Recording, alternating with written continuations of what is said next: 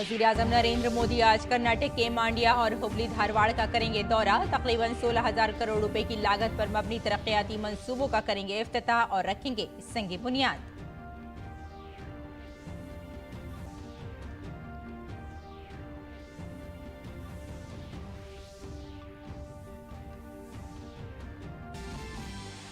मरकजी वज़ीर दाखिला अमित शाह तेलंगाना और केरल के दौरे पर। हैदराबाद में आज CISF के 54वें सालाना यौम तासीस प्रोग्राम में होंगे शामिल। वहीं केरल के त्रिशूर में एक रैली से करेंगे खिताब।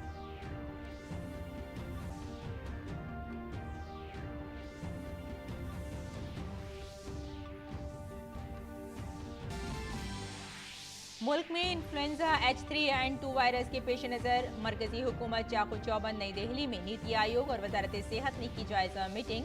मरकज ने रियासतों और मरकज के जेर इंतजाम खित्तों को निगहदाश्त पर अमलावरी के लिए जारी किए रहनुमा खतूत।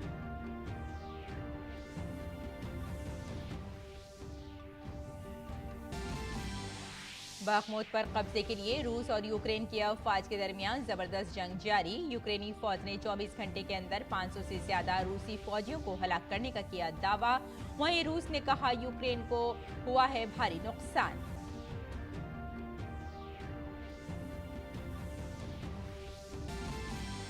अहमदाबाद टेस्ट के तीसरे दिन के खेल खत्म होने तक भारत ने 3 विकेट के नुकसान पर बनाए 289 रन। बेहतरीन सेंचुरी इनिंग्स खेलते हुए शुभमन गुल ने बनाए 128 रन। ऑस्ट्रेलियाई टीम को पहले इनिंग्स की बुनियाद पर 191 रन की सबकत हासिल।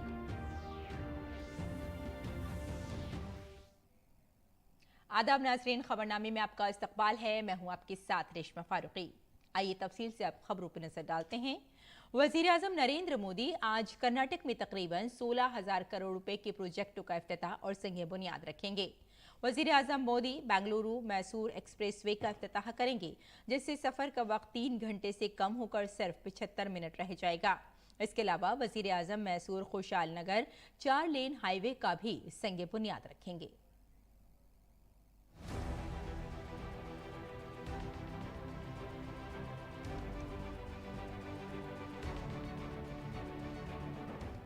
वज़ीर-ए-आज़म नरेंद्र मोदी इतवार को कर्नाटक को तरक्की के कई तोहफे देंगे। कनेक्टिविटी को आलमी मेयार का बनाने के लिए वज़ीर-ए-आज़म कर्नाटक के मंडिया में कई सड़कों के प्रोजेक्टों का इफ्तिताह और संग बुनियाद रखेंगे।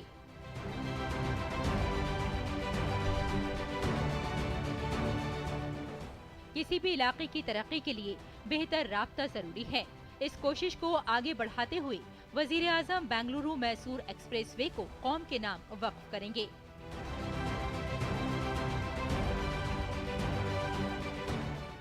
118 किलोमीटर तवील सड़क की तामीर पर मुश्तमिल ये प्रोजेक्ट तकरीबन 8,480 करोड़ रुपए की लागत से तैयार किया गया है। इससे बेंगलुरु और मैसूर के दरमियान सफर का वक्त तकरीबन 3 घंटे से कम होकर तकरीबन 75 मिनट हो जाएगा। इस तरह खित्ते में समाजी और इक्तिसादी तरक्की को फरोग मिलेगा। इसके साथ ही वज़ीर-ए-आज़म नरेंद्र मोदी मैसूर खुशहाल नगर 4 लेन हाईवे का भी संग बुनियाद रखेंगे।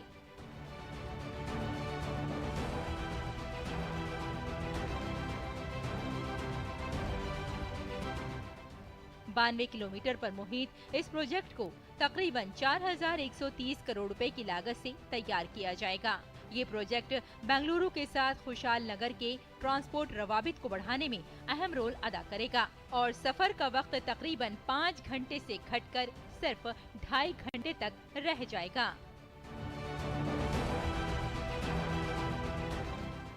अभिषेक सिंह की रिपोर्ट, DD न्यूज उर्दू खबरें। मरकजी वज़ीर दाखिला अमित शाह आज हैदराबाद के दौरे पर हैं, जहां वो CISF के 54वें सालाना यौम तासीस की तकरीबात में खिताब करेंगे। इस मौके पर अमित शाह ने नुमाया कारकर्दगी करने वाले CISF के नौजवानों को अपने खिताब में मुबारकबाद पेश की। मरकजी वज़ीर दाखिला अमित शाह इसके बाद केरल के त्रिशूर में जनशक्ति रैली से भी खिताब करेंगे। अमित शाह केरल के श्रीवाकोनाथन मंदिर में भी पूजा अर्चना करेंगे। और वजारत सेहत की मुल्क गिर सतह पर जारी मौसमी इन्फ्लुएंजा के बढ़ते हुए मामलात पर गहरी नजर है। इसी सिलसिले में मरकजी सेहत सेक्रेटरी और नीति आयोग ने कल तमाम मुतालिका मरकजी वजारतों, महकमों और तंजीमों के साथ एक जायजा मीटिंग की। मरकज ने तमाम रियासतों और मरकज के ज़ेर इंतजाम इलाकों से दरख्वास्त की कि वो इन्फ्लुएंजा जैसी बीमारी या सांस के शदीद इन्फेक्शन के मामलात की मरबूत निगरानी के लिए रहनुमा खतूत पर अमल करें। रियासतों से ये भी दरख्वास्त की गई है कि वो अस्पतालों की तैयारियों जैसे कि अद्वियात और तिब्बी ऑक्सीजन की दस्तियाबी, कोविड-19 और इन्फ्लुएंजा के खिलाफ वैक्सीनेशन का पूरी तरह जायजा लें। काबिल जिक्र है कि मरकज ने H3N2 मामलों में इजाफे के दरमियान कोविड-19 इन्फेक्शन की शरह में बतदरीज इजाफे पर तशवीश का इजहार किया है। सेहत के सेक्रेटरी डॉक्टर राजेश भूषण ने कहा कि कोरोना के नए मामलों की तादाद काफ़ी हद तक कम है, लेकिन फिर भी चाको चौबंद रहने की ज़रूरत है। उन्होंने जांच, इलाज और वैक्सीनेशन पर तवज्जो मरकूज करने पर जोर दिया। मुल्क में बढ़ते H3N2 वायरस के मामलात के बाद मरकजी हुकूमत मुस्तैद हो गई है और इस सिलसिले में मरकज ने रियासतों को एडवाइजरी जारी करते हुए उन्हें एहतियाती तदाबीर इख्तियार करने और रोकथाम के लिए ज़रूरी इक़दाम करने का मशवरा दिया है। रियासतों से अद्वियात और तिब्बी ऑक्सीजन की दस्तियाबी, कोविड-19 और इन्फ्लुएंजा के खिलाफ वैक्सीनेशन और अस्पताल की तैयारियों का जायजा लेने की भी अपील की गई है। वजारत सेहत मुल्क भर में मौसमी इन्फ्लुएंजा के बढ़ते हुए केसेस पर गहरी नजर रखे हुए है। इस सिलसिले में मरकजी सेहत सेक्रेटरी और नीति आयोग ने तमाम मुतालिका मरकजी वजारतों, महकमों और तंजीमों के साथ एक जायजा मीटिंग की। मरकज ने तमाम रियासतों और मरकज के ज़ेर इंतजाम इलाकों से दरख्वास्त की है कि वो इन्फ्लुएंजा जैसी बीमारी के मामलात के तौर पर पेश SARI या शदीद सांस के इन्फेक्शन, ILI होने वाली सांस की बीमारियों की मरबूत निगरानी के लिए रहनुमा खतूत पर अमल करें। रियासतों से भी दरख्वास्त की गई है कि अद्वियात और इन्फ्लुएंजा के खिलाफ वैक्सीनेशन का जायजा, तिब्बी ऑक्सीजन की दस्तियाबी जैसी अस्पताल की तैयारियों का जायजा लें। मरकज ने इन्फेक्शन की शरह में बतदरीज इजाफे पर तशवीश का इजहार किया है। सेहत के सेक्रेटरी डॉक्टर राजेश भूषण ने कहा कि कोरोना के नए केसेस की तादाद कम है, लेकिन फिर भी चौकन्ना रहने की जरूरत है। उन्होंने कहा कि तवज्जो इलाज और वैक्सीनेशन पर होनी चाहिए और कोविड के मुनासिब रवैये पर अमल करने की जरूरत है। भूषण ने खत में कहा कि इन बीमारियों को फैलने से रोकने के लिए जरूरी है कि लोगों को सफाई के तई बेदार किया जाए। मरीजों की जांच की जा रही है। जांच के बाद उनको उचित उच्च कोटि की चिकित्सा व्यवस्था उपलब्ध कराई जा रही है। कोई पैनिक जैसी स्थिति नहीं है। बहु चिंतानो विषय नहीं, परंतु त्रीजा प्रकारनो के जे फेफसा सुधी जेनु संक्रमण पहुंचे जे वायरसनु एमा पण सरकार खूब चिंता करी। पंजाब में अभी तक भगवान की कृपा है, हरियाणा में एक डेथ हुई है। पंजाब में कोई केस भी नहीं हुआ मार्च में, तो फरवरी में यहाँ हमारे एक डेथ हुई थी। तो हम उसकी जो भी प्रिकॉशन है जहाँ भी होता है वहाँ पे हम अलर्ट करके तो वहाँ उसकी टेस्टिंग करते हैं, आइसोलेशन करते हैं, सारा कुछ किया जा रहा है। मतलब I have put the entire machinery on high alert. मौसमी इन्फ्लुएंजा से मुतालिक मरकज की हिदायत पर रियासतों ने पूरी तैयारी की है। ये बहुत अनयूजुअल नहीं है इस सीजन में वायरल इन्फेक्शन होना। क्या अनयूजुअल है इस बार कि हमें कोविड जो 2 साल हमारे निकले हैं, हम लोग एक्सपोज नहीं थे, बच्चे एक्सपोज नहीं थे इन्फ्लुएंजा से, तो आपकी इम्यूनिटी नहीं डेवलप हुई। इसकी वजह से जो सडन आउटब्रेक हुआ है H3N2 जो एक वायरस है, ये एक नॉर्मल इन्फ्लुएंजा का वेरिएंट है जिसको हम कहते हैं एंटीजेनिक ड्रिफ्ट हुआ है। ये डॉक्टरों ने लोगों को मौसमी इन्फ्लुएंजा से मुहतात रहने को भी कहा है। मुल्क में हर साल जनवरी और मार्च के दरमियान मौसमी फ्लू के इन्फेक्शन की तादाद में इजाफा होता है। मार्च के आखिर तक मौसमी फ्लू के केसेस में कमी मुतवक्के है। ऐसे में लोगों के लिए जरूरी है कि वो वजारत सेहत और दीगर महकमों की तरफ से जारी करदा एडवाइजरी पर अमल करें। Bureau report, DT news Urdu खबरें। और मुल्क की कुछ रियासतों में एवियन इन्फ्लुएंजा और अफ्रीकी स्वाइन फीवर के फैलने के बाद आसाम हुकूमत ने दूसरी रियासतों से मुर्गियों और खंजीरों की रियासत में दाखिले पर पाबंदी लगा दी है। आसाम के मवेशी परवरी के वजीर अतुल बोरा ने कहा कि ये कदम रियासत में एवियन इन्फ्लुएंजा और अफ्रीकी स्वाइन फीवर के फैलाव को रोकने के लिए उठाया गया है। काबिल जिक्र है कि पाबंदियां आर्जी तौर पर नाफिज की गई हैं।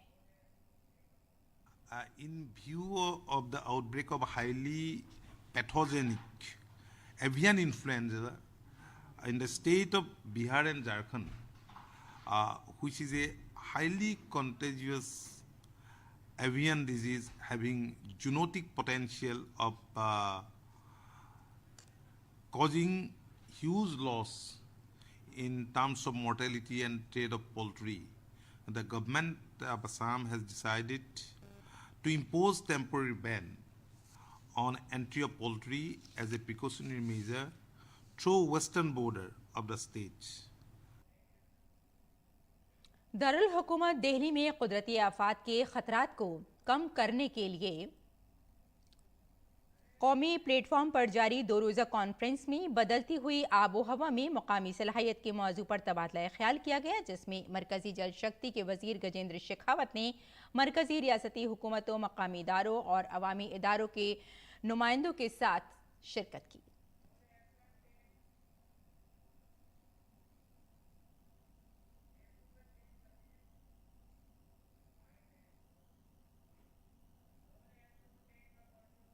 आने वाले समय में अपने सारे इंफ्रास्ट्रक्चर प्रोजेक्ट्स को, हमारे इन्वेस्टमेंट को किस तरह से सस्टेनेबल भी बनाए, फ्यूचर रेडी भी बनाए और इस तरह के आसन्न खतरों के सामने हम खड़े रह सकें।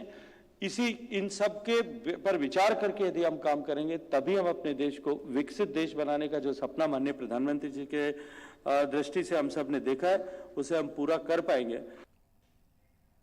इस मौके पर खिताब करते हुए वजीर आजम के principal secretary doctor PK. Mishra ने कहा कि उन्होंने national forum for disaster risk reduction के तीसरे सेशन के अख्तामी प्रोग्राम से खिताब किया। उन्होंने कहा कि पूरे भारत में मौजूदगी के साथ ये तकरीब तबाही के खतरे में कमी लाने के लिए अवामी तहरीक में बदल रही है, जैसे कि वजीर आजम नरेंद्र मोदी ने वादा किया था।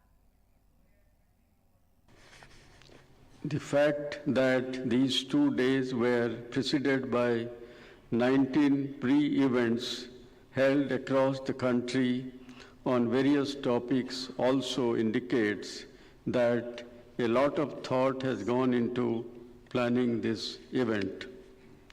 In a sense, this is not just a distinct event, but an important milestone in the creation of a movement, a Jan Andolan, as our Prime Minister emphasizes time and again.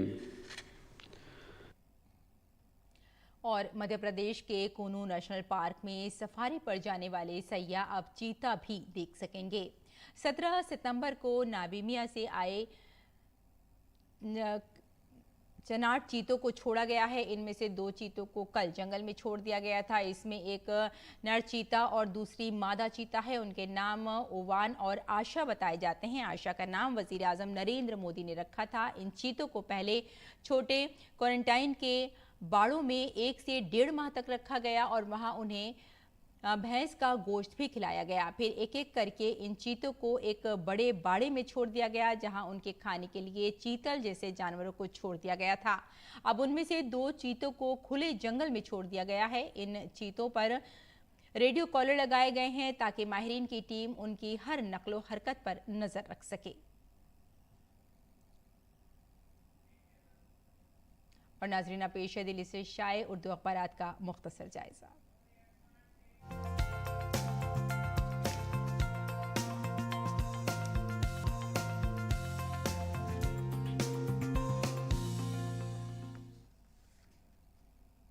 तो नाज़रीन अखबारात के जायजे में आइए सबसे पहले नजर डाल लेते हैं रोजनामा राष्ट्रीय सहारा पर। आपको बता दें कि कल प्रधानमंत्री विश्वकर्मा कौशल सम्मान पर बजट से कबल वेबिनार से वजीर आजम नरेंद्र मोदी ने खिताब किया था और इस खबर को कई अखबारात ने अपनी 6 सुर्खियों में जगह दी है। और रोजनामा राष्ट्रीय सहारा की बात की जाए तो ये सुर्खी है, महरूम अफराद तक पहुंचने के लिए अमली पॉलिसी की ज़रूरत, वजीर आजम नरेंद्र मोदी ने कल ये बात कही।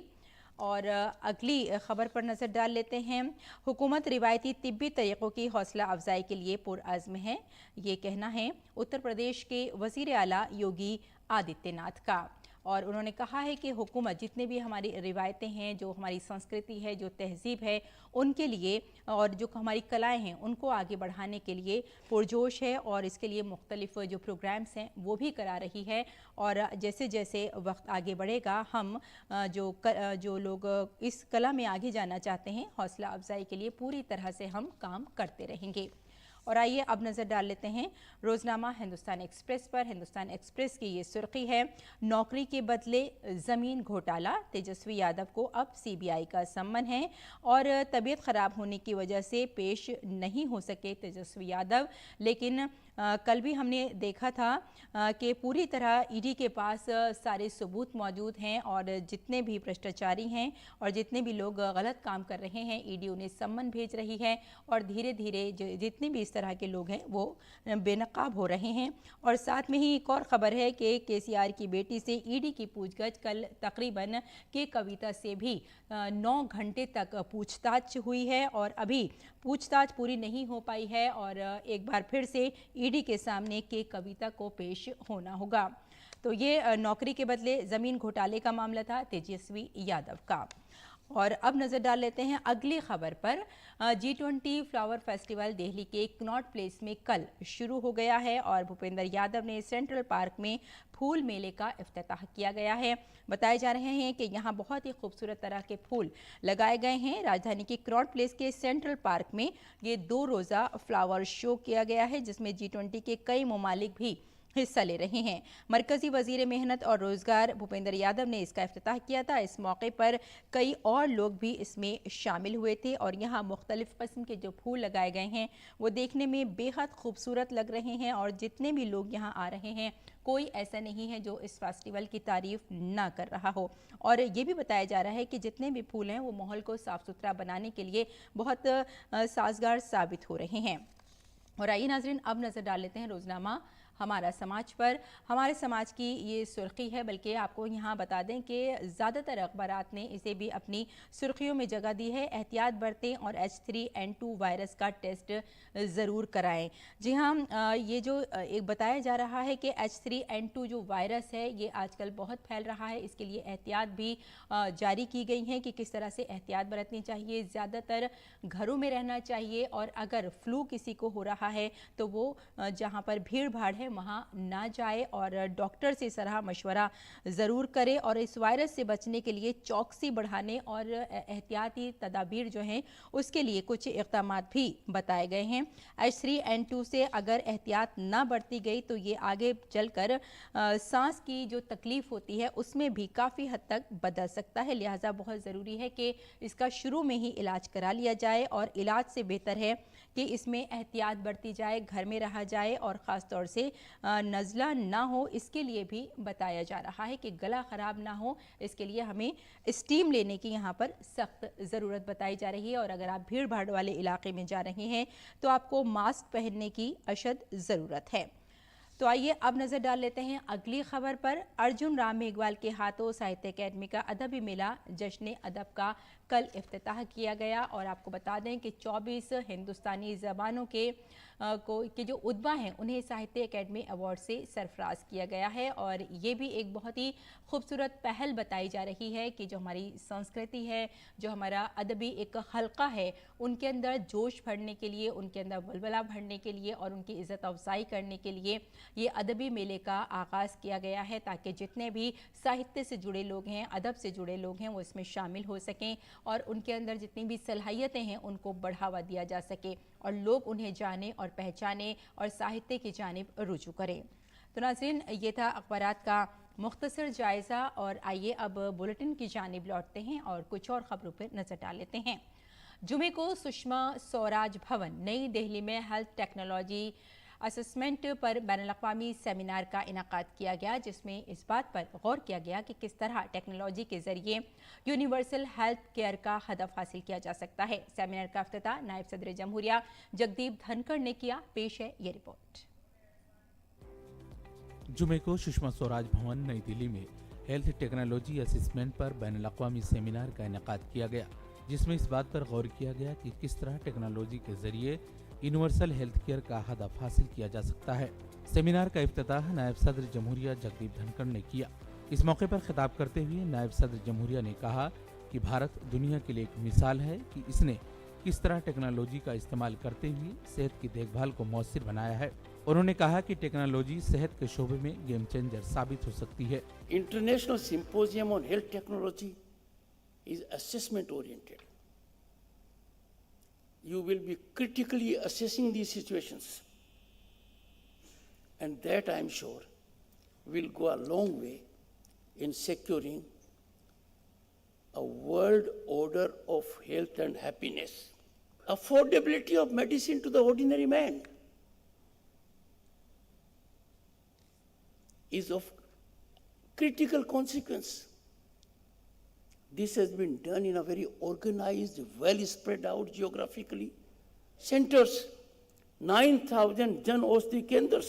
इस मौके पर मरकजी वजीर सेहत डॉक्टर मनसुख मांडविया ने कहा कि ये हमारी जिम्मेदारी और फर्ज है कि हम न सिर्फ मुल्क में सस्ती और मेयारी खिदमत फराहम करें, बल्कि आलमी सतह पर सेहत खिदमत को मजबूत करें और इसमें ताउन करें। वजीर सेहत ने कहा कि भारत का अपना मॉडल बनेगा, लेकिन इसे आलमी सतह पर इस्तेमाल किया जाएगा। भारत ने कभी हेल्थ को केवल कॉमर्स के लिए नहीं देखा है। इंडिया के लिए हेल्थ या अदर टाइप ऑफ सब्जेक्ट है। इंडिया के लिए हेल्थ है, सेवा है। और इसलिए इंडिया में जो रिसर्च इनोवेशन होता है उसका ग्लोबली यूज कैसे हो सके, जैसा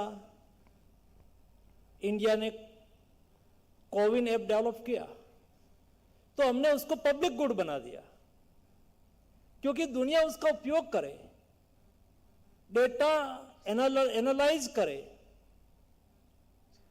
मेटा डेटा डेवलप करे। मेटा डेटा में आर्टिफिशियल इंटेलिजेंस का उपयोग करते हुए हम ऐसे आउटपुट पर जाए जिसमें देश और दुनिया की हेल्थ सुनिश्चित हो। सेमिनार में माहिरीन ने सेहत के शोबे में बजट बढ़ाने की वकालत की। इसके साथ साथ टेक्नोलॉजी को देही इलाकों तक ले जाने पर जोर दिया गया ताकि हर फर्द को सेहत की सहूलियात का फायदा मिल सके। सेमिनार में 25 से ज्यादा ममालिक शिरकत कर रहे हैं। सेमिनार की जगह के बराबर में एक मार्केट प्लेस बनाया गया है जहां इख्तरात और सेहत से मुतालिक टेक्नोलॉजीज की नुमाइश लगाई गई है। Bureau report, GD news Urdu खबरें। आगे बढ़ते हैं। रूस और यूक्रेन के दरमियान जारी जंग या बाखमुत शहर में बढ़ती जा रही है। यूक्रेन की फौज ने दावा किया है कि 24 घंटों के दौरान बाखमुत कस्बे में 500 से ज्यादा रूसी फौजी को हलाक किया गया है। वहीं फौजी बाखमुत शहर पर कब्जे के लिए कई माह से जद्दोजहद कर रहे हैं। दोनों तरफ से मुसलसल फायरिंग और मिसाइल हमलों की वजह से बाखमुत शहर खंडरात में तब्दील हो चुका है। और रूस ने एक बार फिर यूक्रेन के शहर खुर्सोन पर हमला किया है। यूक्रेन में रूसी अफवाज की ताज़ा गोलाबारी से जनूबी यूक्रेन के शहर खुर्सोन में 3 शहरी हलाक हो गए, जबकि एक उम्र दराज खातून समेत 3 अफराद जख्मी हो गए। सदर व्लादिमीर ज़ेलेंस्की ने मॉस्को के हामी यूनिटों को इस वहशियाना दहशतगर्दाना हमले की शदीद मजम्मत की। ज़ेलेंस्की ने कहा कि रोसखर शहर में अपनी शिकस्त का बदला ले रहा है। काबिल जिक्र है कि खरसोन को यूक्रेन के फौज ने नवंबर में कब्जा किया था।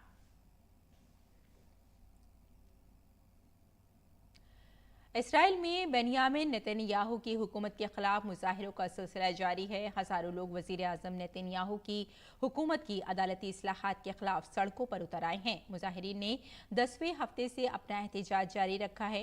मुजाहिरीन का कहना है कि नए कानून से अदालतों के इख्तियारात मुतासिर होंगे, जजों की तकर्री पर सियासी कंट्रोल होगा, जिसकी वजह से अदलिया कमजोर हो सकती है। जनूब मगरबी तुर्की के इलाके में एक कश्ती के गर्काब होने के नतीजे में 5 तारकीन वतन डूबकर हलाक हो गए। कोस्ट गार्ड ने बताया कि रेस्क्यू ऑपरेशन में 11 अफराद को बचा लिया गया, जिन्हें बाहिफाजत वेदियम बंदरगाह पहुंचा दिया गया है। कोस्ट गार्ड के मुताबिक कश्ती साहिल के करीब पत्थरों से टकरा गई थी, जिसके बाइस 5 अफराद मलबे तले दब गए। कोस्ट गार्ड की जानिब से रेस्क्यू ऑपरेशन अभी भी जारी है। रेस्क्यू ऑपरेशन में यूनानी कोस्ट गार्ड भी शामिल है।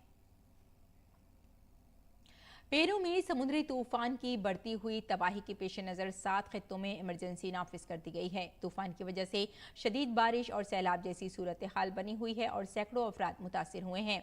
पेरू के वजीर दिफा ने कहा कि इस मुश्किल सूरत हाल से बचने के लिए फौज के एहलकार पूरी तेजी के साथ लोगों को महफूज मकाम पर पहुंच जाने के लिए तैयार हैं। मुकामी मीडिया के मुताबिक तूफान के बाइस 5 अफराद लापता हो गए हैं। और खेल की खबरों में भारत और ऑस्ट्रेलिया के दरमियान अहमदाबाद में खेले जा रहे चौथे टेस्ट मैच के तीसरे दिन का खेल खत्म होने पर भारत ने अपनी पहली इनिंग्स में 3 विकेट पर 289 रन बना लिए हैं। विराट कोहली 59 और रविंद्र जडेजा 16 रन बनाकर क्रीज पर मौजूद हैं। भारतीय टीम अभी भी ऑस्ट्रेलिया की पहली इनिंग्स के स्कोर से 191 रन पीछे है। खवातीन के प्रीमियर लीग में आज यूपी वॉरियर्स का मुकाबला मुंबई के ब्रेनबर्न स्टेडियम में मुंबई इंडियंस से होगा। एक तरफ यूपी वॉरियर्स की क़यादत अलीबा हैली करेंगी और दूसरी जानिब हरमनप्रीत को मुंबई इंडियंस को संभालती नजर आएंगी। मुंबई टीम का लीग अब तक शानदार मुजाहिरा रहा है। यही एक वाहिद टीम है जिसने अभी तक एक भी शिकस्त का सामना नहीं किया है। दूसरी तरफ यूपी की टीम ने 3 में से 2 मैच जीते हैं। यूपी की टीम लीग की सबसे मजबूत टीमों में से एक है। गुजरात के खिलाफ ग्रीस और हैरिस वारकेरन नोगेरे ने शानदार बल्लेबाजी से काफी मुतासिर किया था। गुज़श्ता रोज मुंबई के डीवाई पाटिल स्टेडियम में खेले गए विमेंस प्रीमियर लीग के मैच में दिल्ली कैपिटल्स ने गुजरात जायंट्स को 10 विकेटों से शिकस्त देकर शानदार जीत दर्ज की। पहले बल्लेबाजी करते हुए गुजरात की टीम ने 20 ओवर में 9 विकेटों के नुकसान पर सिर्फ 105 रन बनाए, जिसके जवाब में दिल्ली के शेफाली वर्मा के 76 और मेग लेनिंग की 21 की शानदार इनिंग्स की बदौलत आसानी से जीत हासिल कर ली। शेफाली ने मैच में सिर्फ 19 गेंदों में निस्फ सेंचुरी बनाई। काबिल जिक्र है कि WPL में उनकी दूसरी निस्फ सेंचुरी है। इससे कबल उन्होंने रॉयल चैलेंजर्स बेंगलुरु के खिलाफ 84 रन बनाए थे। FIH हॉकी प्रो लीग में आज भारत का मुकाबला ऑस्ट्रेलिया से होगा। ये मैच रावरकेला में खेला जाएगा। भारतीय टीम ने इससे कबल जर्मनी के खिलाफ मैच में शानदार खेल का मुजाहिरा किया था और जर्मन टीम को शिकस्त दी थी। भारत की टीम इस वक्त लीग में तीसरे मुकाम पर है। इससे कबल भारत और ऑस्ट्रेलिया की हॉकी टीमों ने एक दूसरे के खिलाफ 5 मैचों की सीरीज खेली थी, जहां ऑस्ट्रेलिया ने 5-4 से जीत हासिल की थी। और आइए अब जानते हैं मौसम का मिजाज।